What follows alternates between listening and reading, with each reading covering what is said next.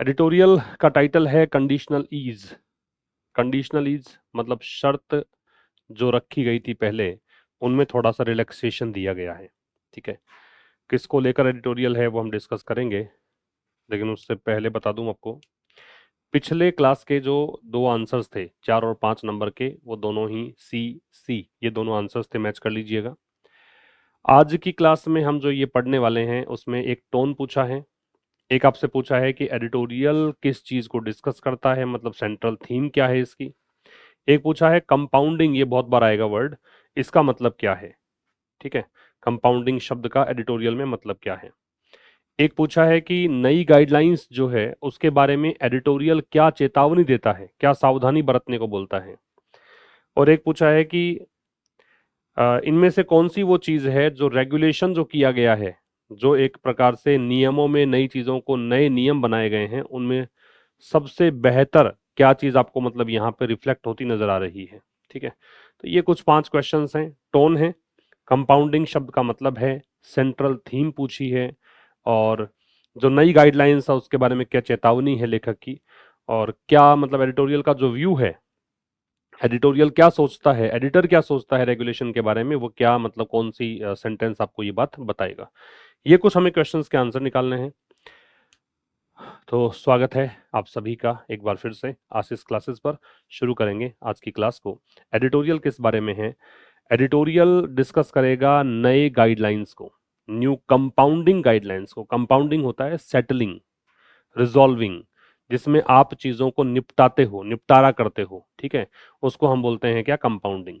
तो नई गाइडलाइंस को डिस्कस करता है, नए दिशा निर्देशों को डिस्कस करता है, और ये नए दिशा निर्देश किसने दिए हैं? ये CDSCO ने दिए हैं, केंद्रीय औषधि मानक नियंत्रण संगठन। इसका फुल फॉर्म दे रखा है। सेंट्रल मतलब केंद्रीय, ड्रग्स मतलब औषधि, स्टैंडर्ड का मतलब मानक, कंट्रोल मतलब नियंत्रण, और ये संगठन किसके तहत?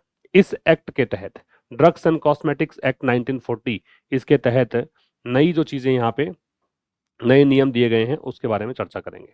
अब ये एक्चुअल में है क्या? पहले के टाइम पे आप यूं समझिए कि जो ड्रग बनाने वाली कंपनियां हैं, दवा बनाने वाली कंपनियां हैं, उनको बहुत ज्यादा स्ट्रिक्ट कानून का सामना करना पड़ता था। छोटी मोटी गलती भी वो कर दें तो भी उन पर केस दर्ज हो सकता था, मुकदमेबाजी हो सकती थी। इसके चलते वो कंपनी जो है वो ढंग से व्यापार नहीं कर पाती थी। ठीक है, हाँ, बड़ी गलती है कि मिलावटी दवा है, नकली दवा बेच रहे हो, तो बिल्कुल स्वाभाविक है कि केस होना चाहिए। लेकिन पहले छोटी मोटी गलती, रिकॉर्ड भी सही नहीं रखा तो भी आपको जेल हो जाएगी, आप पे मुकदमा चलेगा, ऐसा कुछ था। अभी कुछ नया यहाँ पे इस CDSCO ने नई गाइडलाइंस पेश की है, नए यहाँ पे नियम दिए हैं। उसके चलते हुआ क्या है, उसके चलते अब छोटी मोटी गलतियां जो आप करोगे अगर आप, तो उस पर जुर्माना भर के भी आप आगे बढ़ सकते हो, आप आसानी से अपना बिजनेस को कंटिन्यू कर सकते हो। ठीक है, लेकिन लेखक यहाँ पे कह रहा है कि साहब अगर आपने ऐसा कह दिया कि छोटी मोटी गलती में तो जुर्माने से काम चल जाएगा, तो लोग पैसा देंगे और अपना काम बनवा लेंगे। तो ऐसा करके कुछ यहाँ पे डिस्कशन हमारा रहेगा। तो चलो स्टार्ट करते हैं आज के सेशन को। टाइटल है कंडीशनल ईज। कंडीशनल ईज में ईज है वो नाउन है, और कंडीशनल है वो एडजेक्टिव है।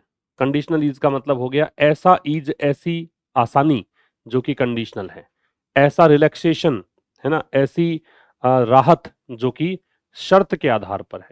तो शर्त जो पहले बहुत ही स्ट्रिक्ट हुआ करती थी, अब उसमें थोड़ा सा रिलैक्सेशन दिया गया है, थोड़ी राहत देखने को मिली है। तो यहां आप इसको लिख लीजिए, ईज का मतलब है राहत या छूट कह सकते हो। रिग्रेस का मतलब होता है पतन होना, विकृत होना, विकृत होना, डिटीरियोरेट या डिक्लाइन। कंपाउंड का मतलब है सेटल, रिजोल्व या रेगुलराइज। इसका मतलब यूं कह दो कि निपटारा करना, निपटाना, सॉर्ट आउट करना। वायलेशन का मतलब है उल्लंघन, ये तो खैर तुम्हें पता ही होगा, बहुत बार पहले भी डिस्कस किया हमने। और ऑपरेशनलाइज का मतलब है लागू करना, लागू करना। ठीक है, तो कंडीशनल ईज का मतलब हो गया ऐसी रिलैक्सेशन जो आपको शर्त के आधार पर दिया गया है, कंडीशन के आधार पर दिया गया है। किसको लेकर लिखा गया है? CDSCO जो है, central drug standard control organisation, इसकी गाइडलाइंस को लेकर हम डिस्कस करेंगे। इसके जो दिशा निर्देश हैं उसको हम डिस्कस करेंगे। The CDSCO guidelines should not regress. लेखक कह रहा है, यहाँ पे थोड़ी सलाह है कि ये जो गाइडलाइंस हैं, ये जो दिशा निर्देश हैं, ये डिटीरियोरेट नहीं होने चाहिए, इनमें पतन नहीं होना चाहिए, इनमें गिरावट नहीं आनी चाहिए, कि वो कहीं ऐसा न हो जाए कि एक ऐसी योजना का हिस्सा बन जाए कि आप बस भुगतान करो और पास हो जाओ, आगे बढ़ो। ठीक है, आप पे मान लीजिए एक आरोप लगा कि आपका रिकॉर्ड जो है वो मैच नहीं कर रहा है, कंपनी में जो आपका स्टॉक है, कहीं मान लीजिए आपका जांच वगैरह हुई तो उसमें रिकॉर्ड में थोड़ी गड़बड़ी पाई गई, आपने पैसा दिया और आप आगे बढ़ गए, कोई फर्क नहीं पड़ता आपको उस चीज से। तो ऐसा नहीं होना चाहिए, इस स्कीम का हिस्सा नहीं बनना चाहिए। CDSCO guideline subject should not regress verb, should यहाँ पे हेल्पिंग वर्ब नॉट एडवर्ब, ये हेल्पिंग वर्ब है, नॉट हमेशा ही एडवर्ब होता है, और रिग्रेस रिग्रेस क्या है? नाउन है। तो CDSCO गाइडलाइंस जो है वो, उसका डिक्लाइन नहीं होना चाहिए। किसमें नहीं होना चाहिए? पे एंड पास स्कीम में। क्लियर? अब देखो आगे, ऊपर ऊपर बता देता हूं कि क्या कहना चाह रहे हैं। The new guidelines to compound minor drug violations, जो नई दिशा निर्देश है जिसमें कि छोटे मोटे जो ड्रग वायलेशंस हैं, छोटे मोटे जो दवा संबंधी उल्लंघन हैं, उसको आप रिजोल्व कर देंगे उस गाइडलाइन से। That the central drug standard control organisation has released, और ये वो गाइडलाइंस हैं जो कि इन्होंने रिलीज किए हैं, CDSCO ने रिलीज किए हैं। Operationalise a legal change in the works since 2023। तो ये कह रहा है कि 2023 से ये जो नई गाइडलाइंस है, ये नए लीगल चेंज, कानूनी परिवर्तन को यहां पे लागू करती है, ऑपरेशनलाइज करती है, इन्फोर्स करती है। ठीक है, तो नई गाइडलाइंस में द डिटर्मिनर है, न्यू एडजेक्टिव है, गाइडलाइंस नाउन है। नई गाइडलाइंस किस लिए? ऐसा करने के लिए, ये इन्फिनिटिव है, और टू के साथ बेस फॉर्म है, इन्फिनिटिव है, तो ये बताती है पर्पस, उद्देश्य। तो उद्देश्य है रिजोल्व करना, सॉर्ट आउट करना। क्या? माइनर, माइनर का उल्टा होता है मेजर। ठीक है, छोटा मोटा, हल्का फुल्का ड्रग वायलेशंस, मतलब दवा संबंधी कोई भी उल्लंघन। That the central drug standard control organisation has released, और ये वो, ये रिलेटिव प्रोनाउन है, ये वो गाइडलाइंस हैं जो कि इसने जारी किए हैं। ये आपका सब्जेक्ट हो गया, ये इसकी वर्ब हो गई, ये हेल्पिंग वर्ब हो गई, ये मेन वर्ब हो गई। ठीक है, operationalise the legal change in the work since 2023। अब ये कह रहा है कि ये जो नई गाइडलाइंस है ये इन्फोर्स करती है। ऑपरेशनलाइज क्या है? लागू करना, इन्फोर्स करना। क्या? अ लीगल चेंज, एक कानूनी परिवर्तन, ए डिटर्मिनर, लीगल एडजेक्टिव, और change noun. In the works, किसमें? ये जो अभी फिलहाल सिस्टम चल रहा है उसमें। इस वर्क्स का मतलब कार्य नहीं है, इन द वर्क्स का मतलब है जो फिलहाल अस्तित्व में है, जो फिलहाल सिस्टम में है, उसकी बात कर रहा है। सिंस 2023, कब से? 2023 से। ठीक है, अब ये जो मैं पार्ट्स ऑफ स्पीच बताता हूं आपको, जिसको मैं वर्ड कैटेगरी बताता हूं, ये अभी आजकल लगभग हर एग्जाम का हिस्सा है, ये आपको सीखना चाहिए। अभी आप देखिए, कल RAS का पैटर्न चेंज हुआ है। RAS इंग्लिश में बहुत बड़ा बदलाव किया गया है RPSC के द्वारा, उसमें भी आपको ये पार्ट्स ऑफ स्पीच नाम से दिया गया है। इसमें कहा गया है कि आपको सेम वर्ड, कोई भी वर्ड है, उसको अलग अलग पार्ट्स ऑफ स्पीच में कैसे यूज किया जा सकता है, ऐसे करके कुछ क्वेश्चंस पूछेंगे आपसे। CDS में प्रश्न आते ही हैं इसके, SSC में आने लग गए हैं आजकल, RAS का मैं जिक्र कर ही रहा हूं। तो कुल मिला के ये पैटर्न सब में लागू हो रहा है, जो कि मैं बहुत दिनों से आपको ये समझाता रहा हूं कि किसी भी वर्ड को कैसे पहचान की जाए। इसके बेसिक वीडियोस भी डाले गए हैं, और जो अपना बिगिनर्स वाला जो कोर्स है ना, English newspaper reading for beginners, तो वो वाला आप कोर्स अगर देखेंगे तो उसमें बिल्कुल बेसिक से बारीक सी चीज से छोटी छोटी चीजों को डिस्कस हम करते हैं। हालांकि यहाँ पे मैं सब कुछ ही कवर करता हूँ, लेकिन हो सकता है किसी को थोड़ा मुश्किल ये लगे, तो इसलिए वो वाला कोर्स भी आप ज्वाइन कर सकते हैं। ठीक है, चलो आगे, इसको पढ़िए एक बार आप, क्या कहना चाह रहे हैं।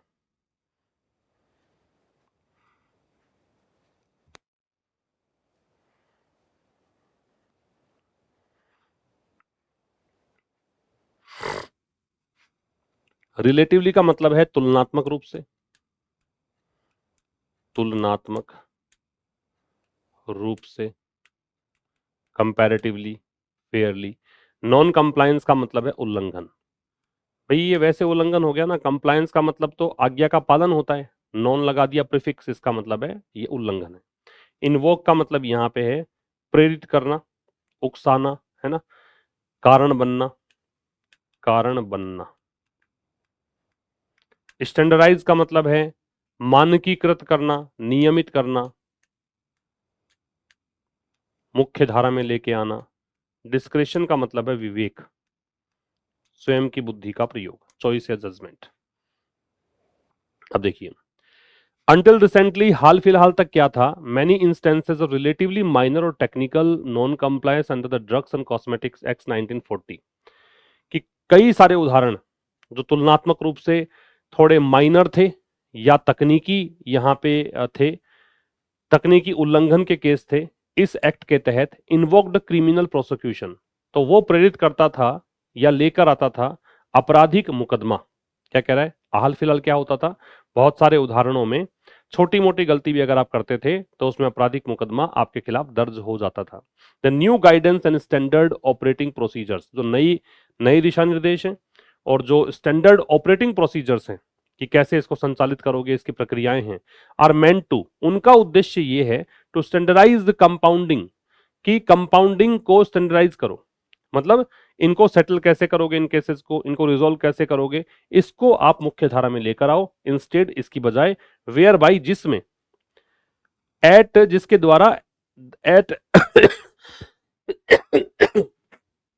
एट द रेगुलेटर्स डिस्क्रेशन, जो रेगुलेटर है, जो नियम बनाती है, जो आपको नियमों में बांधती है, संस्था मान लो, कोई व्यक्ति मान लो, उसके विवेक पर, firms can settle certain offences, जो भी कंपनियां हैं वो ऐसे जो अपराध हैं उनका सेटलमेंट कर सकती है बाय रिपोर्टिंग देम, उनकी रिपोर्ट देकर, एंड अप्लाइंग टू पे अ फाइन, और ये अप्लाई करके कि हम फाइन पे कर देंगे इंस्टेड लिटिगेटिंग, केस करने की बजाय। समझ में आ रही है, मैंने जो बताया शुरू में आपको वही कहानी है कि पहले ये था कि छोटी मोटी गलती करोगे केस हो जाएगा, नई गाइडलाइंस में क्या है, जुर्माना दो, बच सकते हो आप, ठीक है, आप अगर रिपोर्ट दे दो उसकी, जुर्माना आपने जुर्माने के लिए अप्लाई करा दिया, केस मत करो, उससे काम चल जाएगा। तो अंटिल रिसेंटली में, अंटिल तो प्रेपोजिशन है, रिसेंटली है वो एडवर्ब है। ऐसा कैसे हुआ फिर ये, तो आप इसको एक फ्रेज के रूप में ही पढ़ो, अंटिल रिसेंटली को, ठीक है, मतलब हाल फिलहाल तक, अब तक ऐसा नहीं था, या अब तक कैसा था वो बता रहे हैं। मैनी इंस्टेंसेज, इंस्टेंस होता है एग्जाम्पल्स, बहुत सारे उदाहरण, मैनी डिटर्मिनर है, ये तब तक डिटर्मिनर है जब इसके बाद नाउन आता है। बहुत सारे उदाहरण किसके, ये प्रेपोजिशन हो गया, रिलेटिवली मतलब कंपैरेटिवली, माइनर, माइनर एडजेक्टिव है और ये एडजेक्टिव का मॉडिफायर एडवर्ब है। तो बहुत सारे उदाहरण तुलनात्मक रूप से माइनर, माइनर मतलब जो इनसिग्निफिकेंट हो, अनइम्पोर्टेंट हो, मेजर नहीं हो, छोटा मोटा हो, स्मॉल हो, या तकनीकी, नॉन कंप्लायंस मतलब हो गया वायलेशन, किसके तहत, इस एक्ट के तहत, एक्ट का कोई भी नाम होता है तो द लगता है, तो एक्ट का द है। इन्वोक्ड, अब ये उदाहरण जो हैं वो प्रेरित करते थे, वो ट्रिगर करते थे क्रिमिनल प्रोसिक्यूशन, आपराधिक मुकदमा, प्रोसिक्यूशन का मतलब होता है ट्रायल, मुकदमा, ठीक है, इसी को आप लिटिगेशन भी कह सकते हो। समझ में आ गई इतनी बात कि हाल फिलहाल तक बहुत सारे ऐसे उदाहरण थे कि छोटे मोटे अगर उल्लंघन भी हुए हैं इस एक्ट के तहत तो वो क्रिमिनल प्रोसिक्यूशन को इन्वोक करते थे। इन्वोक का मतलब यूज करना भी होता है, इन्वोक का मतलब किसी चीज को, जैसे कानून का सहारा लेना भी होता है, तो इसमें कानून का सहारा लिया जाता था।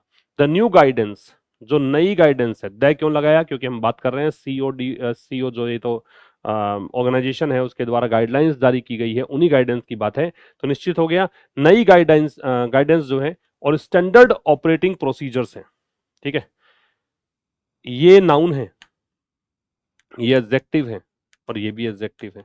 तो नए दिशा निर्देश और जो मानक, स्टैंडर्ड का मतलब जो इस फील्ड में एक मापदंड आपने सेट कर दिया, वो संचालन प्रक्रियाएं हैं, इनका उद्देश्य, ये आर वर्ब है, ठीक है। आर मेंट टू का मतलब है intended to, are intended to, ठीक है, आर इंटेंडेड टू मतलब इनका ये इरादा है, इनका ये उद्देश्य है, इनका ये एम है, क्या एम है, स्टैंडर्डाइज कंपाउंडिंग इंस्टेड, कि इसकी बजाय आप कंपाउंडिंग को स्टैंडर्डाइज करो। आप जो ये केस को निपटाना जो है, रेजोल्यूशन जो है, सेटलमेंट जो है, उसको थोड़ा सा मानकीकृत करो, उसको एक एक एक नियम में बांधो, एक प्रकार से मुख्य धारा में लेकर आओ, है, जिसके माध्यम से, वेयर बाय एडवर्ब होता है, इसका मतलब है थ्रू विच, जिसके माध्यम से या जिसमें, एट द रेगुलेटर डिस्क्रेशन, इसका मतलब हो गया जो भी, देखो रेगुलेटर होता है, जैसे मार्केट का रेगुलेटर जो है वो सेबी है, बीमा कंपनी का रेगुलेटर है वो आपको मिलेगा IRDA, इल्डा मिलेगा, ठीक है। तो ऐसे हर एक के ऊपर एक नियम बनाने वाली एजेंसी लगा रखी है, तो ये उसी के लिए कह रहा है, जो इसके लिए बनाती है नियम, उसका जो रेगुलेटर का डिस्क्रेशन है, उसके विवेक पर फर्म्स जो हैं, कंपनी जो हैं, वो सेटल कर सकती हैं सर्टेन ऑफेंसेज, सर्टेन के बाद जो नाउन आप लगाते हो वो लगती है प्लूरल, और असर्टेन के बाद जो नाउन आप लगाते हो वो लगती है सिंगुलर। असर्टेन के बाद सिंगुलर नाउन आएगी, सर्टेन के बाद प्लूरल नाउन आएगी, ये ध्यान रखना है, ठीक है। तो फर्म सेटल कर सकती है ऐसे अपराधों को, इस ऑफेंस का मतलब है क्राइम। कैसे? रिपोर्ट देकर, बाय रिपोर्टिंग देम, ठीक है, उनको रिपोर्ट देकर, एंड अप्लाइंग टू पे अ फाइन, और ये अप्लाई करके कि फाइन पे कर दो, किसकी बजाय? लिटिगेट करने के बजाय। रेगुलेटर है वो कह देगा जुर्माना भर दो, है ना, या उनके खिलाफ रिपोर्ट दर्ज कर देगा, इतना ही करेगा। इंस्टीड ऑफ का मतलब होता है के बजाय, इसका मतलब रेदर देन कर सकते हो, इसकी बजाय, रेदर देन। लिटिगेटिंग का मतलब प्रोसिक्यूट करना ही है, प्रोसिक्यूट करना, ठीक। नेक्स्ट पे आइए, पढ़िए। देखिए दो वर्ड्स हैं, लीगल बैकड्रॉप का मतलब है कानूनी पृष्ठभूमि, कानूनी पृष्ठभूमि, लीगल बैकग्राउंड, लीगल कॉन्टेक्स्ट। डिस्क्रिमिनलाइज का मतलब है आपराधिक, आपराधिक मामला हटाना, मतलब किसी पर अपराध का आरोप, आपने आरोप लगाया, उस आरोप को हटा देते हो तो उसको बोलते हैं डिस्क्रिमिनलाइज। डिस लग गया प्रीफिक्स, मतलब क्रिमिनलाइज जो आपने किया था, अपराधीकरण किया था, उसको हटा देना। क्या कहना चाह रहा है? द लीगल बैकड्रॉप, अब इसका कानूनी पृष्ठभूमि क्या है? आपने ये गाइडेंस दी है तो किस हवाले से दी है, किस बेस पर आपने गाइडलाइन जारी की है? तो उसका बेस है जन विश्वास, अमेंडमेंट ऑफ प्रोविजंस एक्ट, ठीक है। तो ये एक अधिनियम, जन विश्वास अमेंडमेंट ऑफ प्रोविजंस, मतलब प्रावधान जो भी थे उनमें संशोधन के लिए जन विश्वास कानून यहाँ पे लाया गया। दैट वाज फ्रेम्ड, जिसको बनाया गया as an exercise in decriminalising and rationalising offences. किस लिए बनाया गया? कि भाई आप इसका यूज करके या इसके तहत आप अपराधों, आप जो अपराधीकरण है उसको आप डिक्रिमिनलाइज कर सकते हो, ठीक है। इसको डिक्रिमिनलाइज कर लेना भाई, डिस्क्रिमिनलाइज करके डिक्रिमिनलाइज कर देना, ठीक है। और रैशनलाइज कर सकते हो, रैशनलाइज मतलब make logical, make sensible, make logical, make sensible, मतलब तार्किक बनाना। ऑफेंसेज अपराध, और अपराधों को रैशनलाइज कर सकते हो, थोड़ा सा बुद्धि का प्रयोग करके कि छोटा अपराध है, बड़ा अपराध है, डिसीजन ले सकते हो। For ease of living and doing business, किस लिए? जीवन को आसान करने के लिए, बिजनेस को आसान करने के लिए, कंपनी जो हैं वो भी आराम से अपना बिजनेस कर सकें, शांति से अपना जीवन जो है बिता सकें, इसलिए। द लीगल बैकड्रॉप सब्जेक्ट है, इज वर्ब है। तो लीगल बैकड्रॉप क्या है? अब ये एक्ट है तो दैट प्रयोग करेंगे ही एक्ट के नाम से पहले। इसका कानूनी पृष्ठभूमि, कानूनी संदर्भ जो है वो ये एक्ट है। That was framed, that relative pronoun है। इस एक्ट को बनाया गया, ये पैसिव वॉइस है, पास्ट इंडेफिनिट का। किस रूप में? ये प्रेपोजिशन है। एक एक्सरसाइज के रूप में, ये डिटर्मिनर और ये नाउन है। किसमें? एक्सरसाइज किस लिए? डिक्रिमिनलाइज करने के लिए, रैशनलाइज करने के लिए अपराधों को, ठीक है। और किसके लिए करना है ऐसा? क्यों डिक्रिमिनलाइज करना है, क्यों रैशनलाइज करना है? ताकि ईज ऑफ लिविंग और डूइंग बिजनेस कर सकें, ठीक है। एक तो लिविंग में आसानी हो, एक बिजनेस करने में आसानी हो, इसलिए। पढ़िए।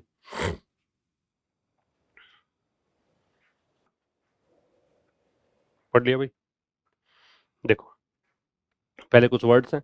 ब्रॉडेन जो है इसका मतलब है बढ़ाना, विस्तार देना। एग्जिबिट का मतलब है दर्शाना, दिखाना। स्पूरियस का मतलब है जाली या नकली। एडल्टरेटेड का मतलब है मिलावटी। ठीक है। इन द 1940s एक्ट, ये जो 1940 वाला जो अधिनियम है, जन विश्वास broadened the scope of section 32B। इसमें मतलब कॉस्मेटिक्स एक्ट था ना वो, ड्रग्स एंड कॉस्मेटिक्स एक्ट 1940, इसमें जन विश्वास जो ये एक्ट है इसने क्या किया, सेक्शन 32B है उसके दायरे को बढ़ा दिया by adding heads into the group of offences. और कैसे बढ़ा सॉरी, कैसे बढ़ाया? ऐसे बढ़ाया कि heads into the group of offences, जो भी ऑफेंसेस के ग्रुप बना रखे थे उसमें शीर्षक डाल दिए, टाइटल डाल दिए कि ये अपराध इस कैटेगरी में आएगा, ये अपराध इस कैटेगरी में आएगा, ऐसे। दैट कुड बी कंपाउंडेड, वो अपराध जिनको कि सेटल किया जा सकता है, कंपाउंड किया जा सकता है।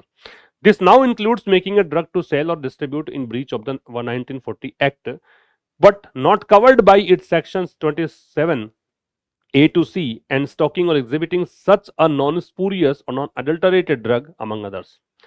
This now includes, अब इसमें क्या शामिल है? इसमें यह शामिल है making a drug to sell, एक तो दवा या औषधि जो है उसको बिकवाना और डिस्ट्रीब्यूट और उसको वितरित करना इन ब्रीच ऑफ द 1940 एक्ट। ठीक है, 1940 के एक्ट के उल्लंघन में इसको मान लिया गया है, but not covered by it's section.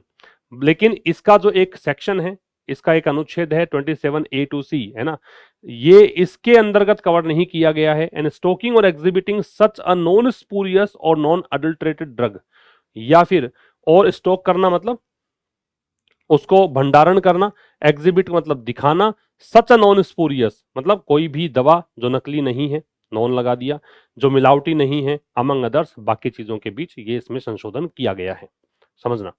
In the 1940 act, 1940 वाला जो अधिनियम है ड्रग्स एंड कॉस्मेटिक्स 1940 की बात है, इस एक्ट में जन विश्वास ने क्या किया, ब्रोडेन कर दिया, बढ़ा दिया, क्या, स्कोप, स्कोप होता है रेंज, दायरा बढ़ा दिया। ठीक है, इसको आप एम्बिट भी कह सकते हो। दायरा बढ़ा दिया किसका, इस सेक्शन का।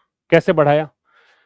इसमें इसने हेड्स, हेड्स टाइटल, शीर्षक जोड़ दिए into the group of offences, offences के ग्रुप में टाइटल ऐड कर दिए, that could be compounded relative pronoun. ठीक है, कि वो टाइटल्स जो कि कंपाउंड किए जा सकते हैं, कि इस टाइटल के अधीन आने वाले जो भी अपराध हैं उनको सॉर्ट आउट कर सकते हैं, रिजोल्व कर सकते हैं, सेटल कर सकते हैं। पैसिव का स्ट्रक्चर है ये पैसिव का स्ट्रक्चर है, कुड का पैसिव बनाया है, मॉडल का पैसिव बी लगकर, थर्ड फॉर्म लगकर ही बनता है। दिस नाउ इंक्लूड्स, इसमें अब शामिल क्या है, दिस सब्जेक्ट है, और सब्जेक्ट है और डेमोन्स्ट्रेटिव प्रोनाउन है, क्योंकि दिस के बाद में आगे नाउन नहीं है। अगर आगे नाउन होता तो हम इसको बोलते हैं डेमोन्स्ट्रेटिव एडजेक्टिव, नाउन नहीं है इसलिए मैंने कहा डेमोन्स्ट्रेटिव प्रोनाउन। नाउ एडवर्ब है, इंक्लूड्स इसकी वर्ब है। ठीक है, अब इसमें क्या शामिल है, इसमें शामिल है making a drug to sell, कि आप दवा बना रहे हैं, किस लिए, बेचने के लिए, या किसके लिए, डिस्ट्रीब्यूट करने के लिए। ठीक है, मेकिंग अ ड्रग, इसमें शामिल है मेकिंग अ ड्रग की दवा बनाइए, बेचने या डिस्ट्रीब्यूट करने के लिए इन ब्रीच ऑफ द 1940 एक्ट, इस एक्ट के उल्लंघन में। ठीक है, but not covered by it's section, लेकिन ये कवर्ड नहीं है इस 1940 के इस सेक्शन से। एंड स्टोकिंग और exhibiting such a non spurious और नॉन अडल्ट्रेटेड ड्रग, है ना, और but not covered by this और दिस। स्टोकिंग का मतलब भंडारण करना, एग्जिबिट का मतलब रिवील करना, सच अ नॉन स्पूरियस मतलब ऐसी ही कोई दवा जो एकदम नकली नहीं है, मिलावटी नहीं है, अमंग अदर्स मतलब बाकी चीजों के बीच में इस चीज में सुधार किया गया है। ठीक है, मतलब जन विश्वास ये जो आया है इसके तहत क्या किया गया है, दायरा बढ़ा दिया गया है, ऑफेंसेस की कैटेगरी डिवाइड कर दी गई है, टाइटल डाल दिए गए हैं कि इस टाइटल के तहत आने वाला अपराध है वो कंपाउंड किया जा सकता है, उसको सॉर्ट आउट किया जा सकता है। अब इसमें शामिल किया गया है मेकिंग अ ड्रग, ड्रग बनाना, दवा बनाना, किसके लिए, सेल और डिस्ट्रीब्यूट, कि आप बेच सकते हैं, डिस्ट्रीब्यूट कर सकते हैं, इसके उल्लंघन होने पर भी। पहले क्या था, 1940 के एक्ट के तहत काफी सारे ऐसे सेक्शंस थे जिसमें अगर आपने दवा बनाई, बेची, थोड़ी बहुत भी मिस्टेक मिली तो वहां पे मुकदमा आपके खिलाफ हो रहा है, लेकिन अभी आप इसका उल्लंघन भी करेंगे तो चलेगा। लेकिन but not covered by its section, इसमें ये तो शामिल कर लिया, लेकिन इसमें जो कवर्ड नहीं है इस सेक्शन से और इस चीज से कि स्टोकिंग और exhibiting such a non spurious और non adulterated drug among others, बाकी चीजों के बीच इसमें सुधार किया गया है। पढ़ना देखें।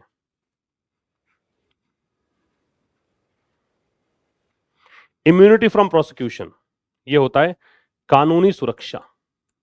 इम्यूनिटी मतलब सुरक्षा ही होता है, जैसे इम्यूनिटी सिस्टम शरीर का प्रतिरक्षा तंत्र जो बोलते हैं हम। सब्जेक्ट टू का मतलब है आधारित होना, कभी आपने सुना होगा mutual fund investment are subject to market risk, तो वैसे ही है, उस पर आधारित है, तो आधारित होना।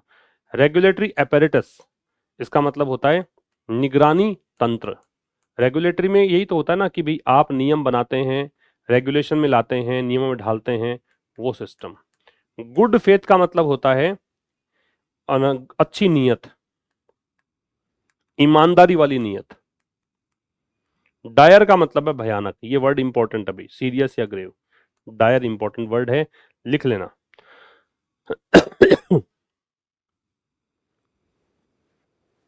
अब देखो, if compounding is granted and paid for, मान लो केस सेटल करने के लिए, केस सेटल करना जो है वो ग्रांट कर लिया गया। ग्रांट का मतलब है स्वीकृति देना, अप्रूव, या सैंक्शन, स्वीकृति देना। पेड फॉर मतलब भुगतान कर दिया गया। अगर कंपाउंडिंग को जो है ग्रांट कर दिया गया, इसकी स्वीकृति कर दी गई कि हाँ केस को रिजोल्व कर सकते हो, और इसका भुगतान कर दिया गया, या पेड फॉर के पहले भी इज है, बस इज रिपीट नहीं किया इसने। द की बेनिफिट इज, तो इसका महत्वपूर्ण जो लाभ है, की का मतलब होता है सिग्निफिकेंट, की का मतलब होता है वाइटल। तो इसका इंपॉर्टेंट एक लाभ क्या है, वो लाभ ये है, ये सब्जेक्ट है, इज वर्ब है, वो लाभ है इम्यूनिटी फ्रॉम प्रोसिक्यूशन, कि आपको अब कानूनी सुरक्षा मिल चुकी है। फॉर दैट केस, उस केस के लिए, सब्जेक्ट टू कंडीशंस, शर्तों के आधार पर, कुछ शर्तें जरूर होंगी, लेकिन अब आप पे मुकदमा नहीं लगेगा, आपको कानूनी सुरक्षा प्रदान हो गई है। अगर आपको कंपाउंडिंग के लिए सहमति मिल गई है और आपने पैसा दे दिया है, जुर्माना भर दिया है, तो this change is for the better, ये बदलाव जो है ये बेहतरी के लिए हुआ है। If the regulatory apparatus implements it in good faith, लेकिन ये तभी बेहतरी के लिए है जब जो नियामक तंत्र है, जो निगरानी रखने वाला सिस्टम है, वो इसको अच्छी नीयत से ही लागू करता है तभी। For offences based on record keeping and disclosure, वो अपराध जो आधारित थे पहले कि रिकॉर्ड दिखाओ आप, रिकॉर्ड रखने के लिए, या डिस्क्लोजर मतलब कोई चीज रिवील करने, उजागर करने के लिए।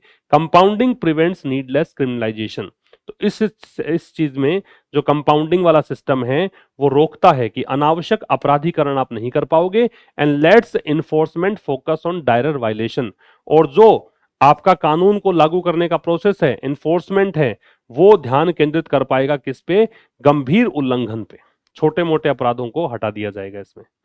तो दिस चार्ज डेमोस्ट्रेटिव एडजेक्टिव और ये नाउन, ये जो सॉरी चेंज, ये बदलाव जो है इज वर्ब है, वो है बेटर के लिए, बेहतरी के लिए। लेकिन बेहतरी के लिए तभी है जब ये इफ यहां कंजंक्शन है, सपोजिशनल कंजंक्शन होता है, शर्त बताता है। शर्त यहां पे ये है कि रेगुलेटरी apparatus, जो निगरानी सिस्टम है, वो इसको इंप्लीमेंट करता है, ये इसका ऑब्जेक्ट हो गया, अच्छी नीयत से। फॉर ऑफेंसेज, ऐसे अपराध, बेस्ड में ऑन लगेगा, जो आधारित है रिकॉर्ड कीपिंग और डिस्क्लोजर पर। ऐसे अपराध जिसका आधार है रिकॉर्ड कीपिंग, कि आपने अपराधीकरण किया रिकॉर्ड कीपिंग के लिए, या कोई चीज रिवील, लाइसेंस दिखाओ, ये दिखाओ, उसके लिए, ये होता रेवलेशन, रेवलेशन। ठीक है। कंपाउंडिंग प्रिवेंट्स, तो ऐसे अपराधों के लिए जो कंपाउंडिंग है, रेजोल्यूशन है, सेटलमेंट है, वो रोकता है क्या, अनावश्यक अपराधीकरण, नीडलेस क्रिमिनलाइजेशन। और क्या करता है, तो कंपाउंडिंग की ही वर्ब लेट्स, लेट्स का मतलब होता है allow someone to do something, allow someone to do something. ठीक है, तो कंपाउंडिंग क्या करता है, अनावश्यक अपराधीकरण को रोकता है और एनफोर्समेंट को फोकस होने देता है, फोकस में ऑन लगेगा, एनफोर्समेंट का मतलब है कि आपने कानून को कैसे लागू किया है ना, put into force, put into effect, ये सब मतलब है इसका। और एनफोर्समेंट को मतलब कानून प्रवर्तन बोलते हैं इसको, इसको फोकस करने देता है किस पर, गंभीर। ये डायरर जो है वो एडजेक्टिव है, डिग्री कंपैरेटिव है, डायर की डिग्री कंपैरेटिव है डायरर। क्या है ये, डिग्री कंपैरेटिव है। वायलेशंस, उल्लंघन, अगर ज्यादा भयानक अपराध है, ज्यादा गंभीर अपराध है तो उस पर फोकस करने देता है कानून को। ये कहानी है कंपाउंडिंग की। ठीक, करिए ये 5 match the column exercise. Compounding का मतलब क्या है, कंपाउंडिंग का मतलब है legal settlement of an offence, किसी भी अपराध का कानूनी निपटारा। बी, इम्यूनिटी क्या होता है, प्रोटेक्शन। डी, डिस्क्लोजर क्या होता है, revelation of information. E, needless क्या है, अननेसेसरी। डायरर क्या है, डायरर है मोर सीरियस। ये लीजिए, ठीक है, अधिक गंभीर। और जो क्वेश्चंस है अपने, ये देखो, टोन क्या है पैसेज की, तो टोन देखो इसके अंदर, कंप्लीटली क्रिटिकल, पूरी तरह क्रिटिकल है क्या, नहीं, कई जगह पे ये भी कहा है कि कंपाउंडिंग ठीक है ना।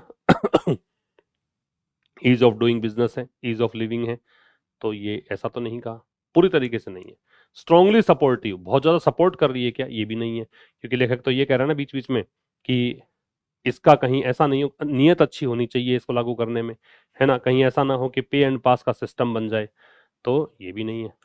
कॉशियसली सपोर्टिव विद वार्निंग्स, बिल्कुल सपोर्टिव है लेकिन साथ में वार्निंग भी दी गई है, ये आ जाएगा।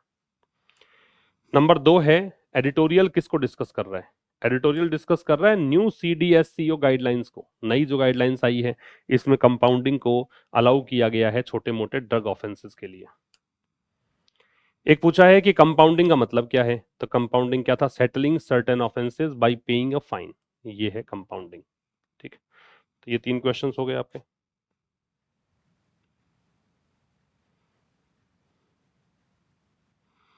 नेक्स्ट पे आइए,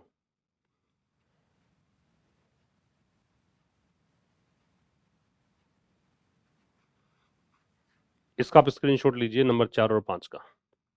एडिटोरियल चेतावनी देता है नई गाइडलाइंस के बारे में, क्या चीज की, और कौन सी चीज है जो एडिटोरियल का व्यू दर्शाती है सबसे बेहतर तरीके से रेगुलेशन को लेकर, दिशा निर्देशों को लेकर, या रेगुलेशन मतलब होता है रेगुलेट करने का प्रोसेस, किसी को नियमों में बांधने की प्रक्रिया। ठीक है, ये आपको बताना है।